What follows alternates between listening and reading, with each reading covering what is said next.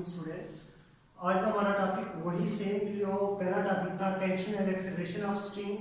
बल्कि और एक चीज इसमें चेंज आएगी, जस्ट हमारे पास जो हमने पहले टॉपिक पढ़ा था उसमें टू बॉडीज वर्टिकली जो है ना मूवमेंट कर रही थी, और इसमें हमारे पास एक बॉडी वर्टिकल होगी, दूसरी हमारे पास एक टेबल की सरफेस के ऊपर हॉरिजॉन्टल मूवमेंट करेगी। अब इसमें भी सेम ही हमारे पास कंसीडर आर टू बॉडीज, हमारे पास ए एंड बी अटैच हुआ स्ट्रिंग, अटैच हुआ एंड ऑफ द स्ट्रिंग। सो अब इसमें भी हमारे पास सेम वही चीजें आएंगी जो इसमें थी। इसका वेट जो है वो डाउनवर्ड होगा और इसमें एक्सेलरेशन भी हमारे पास इसी तरह डाउनवर्ड आएगी। इसमें टेंशन टी भी होगी, ठीक है, और स्ट्रिंग के साथ अटैच है। अब दूसरे नंबर पे आपने एक चीज और याद रखनी है कि ये हमारे पास जो मैस टेबल के ऊपर पड़ा है, इसका जो वेट है वो डाउनवर्ड अमल करेगा, ठीक है। और अब टेबल जो है वो इस पे भी एक रिएक्शन लगाएगा, रिएक्शन फोर्स लगाएगा जो इसको ऊपर उठाएगी। सो इसको हम आर से शो कर लेते हैं। इस तरह हमारे पास जो इसका वेट होगा वो हमारे पास जीरो कंसीडर किया जाएगा। सो इसमें हमारे पास जस्ट टेंशन टी जो होगी वो इस तरह मूवमेंट के लिए होगी, और ये भी स्ट्रिंग जो है फ्रिक्शनलेस पूरी के ऊपर से गुजरेगी। सो इसमें भी सेम एज इट इज हम एक्सेलरेशन भी फाइंड करेंगे, टेंशन टी भी और ग्रेविटेशनल एक्सेलरेशन भी, और इन द एंड इसके एक एग्जांपल भी बुक में दी गई है वो भी सॉल्व करेंगे। सो अब स्टार्ट करते हैं। So net force act on body A, same as it is वही, क्योंकि डाउनवर्ड मूवमेंट कर रही है, इसका वेट भी ज्यादा है और टेंशन कम होगी इसमें। सो फोर्स एक्ट बराबर किसके आ जाएगी हमारे पास W minus T. So force F is equal to, इसका मैस हमारे पास क्या होगा M1, इसका मैस हमारे पास होगा M2। So weight M1 G minus T.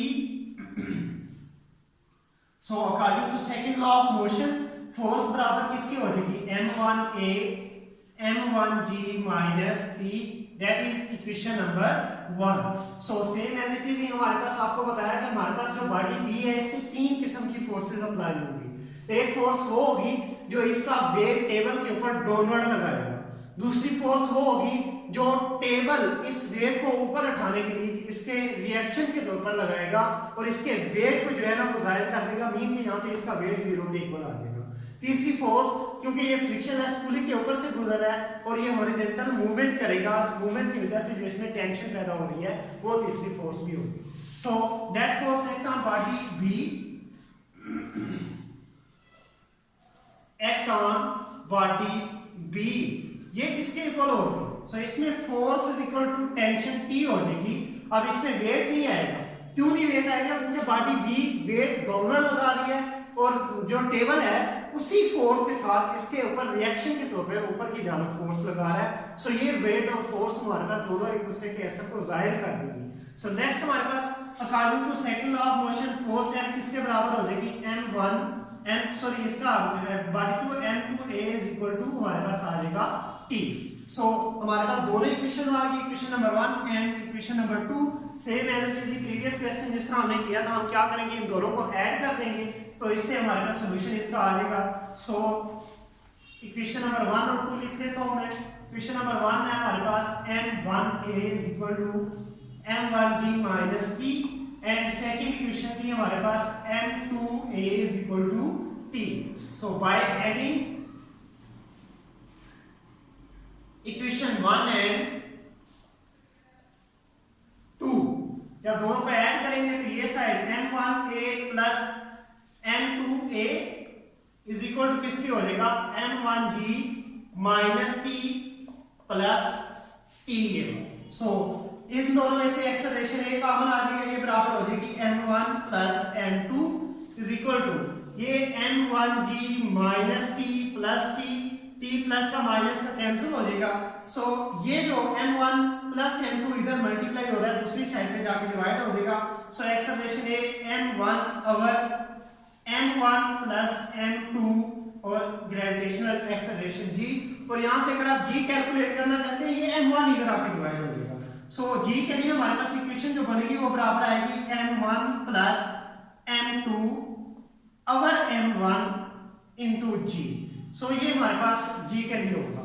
अब इसमें टेंशन T है, इसके लिए बहुत ही आसान सा फार्मूला, इसमें हमें डिवाइड वगैरह करने की जरूरत ही नहीं पड़ेगी।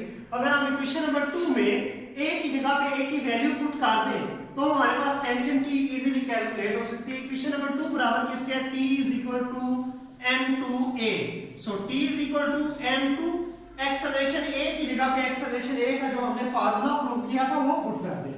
m1 over m1 plus m2 और साथ में यहाँ पे मल्टीप्लाई हो रहा है gravitational acceleration. So t is equal to आ जाएगा m1 m2g over m1 plus m2। अब इसकी एक छोटी सी एग्जांपल भी आपको बुक में देख जा रहा है, एग्जांपल नंबर 3.5, उसका गिवन डाटा लिखिए, इसको भी हम सॉल्व कर देते हैं ताकि आपको इसके न्यूमेरिकल प्रॉब्लम में कोई प्रॉब्लम ना हो। सो इसकी एग्जांपल में गिवन डाटा के तौर पर वो देख जा रहा है। एग्जांपल पढ़ता हूं मैं। Two masses 4 kg and 6 kg are attached to the ends of an extensible string which passes over a frictionless pulley। So mass m1 हमें दे के जा रहा है 4 किलोग्राम एंड mass 2 हमें दे के जा रहा है 6 किलोग्राम। ये एग्जांपल आपकी 3.5 है के ऊपर। सो 6 किलोग्राम एंड 4 किलोग्राम को मैसेज है। एक्सेलरेशन a कैलकुलेट करना और टेंशन t इसमें से आपने कैलकुलेट करनी है, दोनों चीजें। सो एक्सेलरेशन a का फार्मूला आपने प्रूव किया था m1 over m1 plus m2 into g। सो m1 आपके पास 4, m1 4 plus m2 6 and g की वैल्यू आपके पास 10। सो 4 ओवर 10 मल्टीप्लाई बाय 10 कट होके ये हमारे पास आ जाएगा 4 मीटर पर सेकंड स्क्वायर एक्सेलरेशन ले जाते हैं। सो नेक्स्ट आपने इसकी टेंशन t कैलकुलेट करनी है। टेंशन t का फार्मूला आपके पास आया था m1 m2 over m1 plus m2 into g। So tension t is equal to m1 4 multiply by 6 over 4 plus 6 multiply by 10। So t is equal to आ जाएगा 4 6 24, 4 और 6 10 multiply by 10, ये cut हो जाएगा t is equal to 24 newton. So आपको हमारी videos अगर पसंद आती है तो इसको लाइक भी करें, शेयर भी करें और ज्यादा से ज्यादा इन चीजों से इस्तेफादा भी हासिल करें और शेयरिंग की मदद से अब जितने लोगों के पास जाएगी उनको भी फायदा होगा। तो हमारी वीडियो को लाइक और हमारे चैनल को सब्सक्राइब करने के बाद उसको ज्यादा से ज्यादा शेयर करें।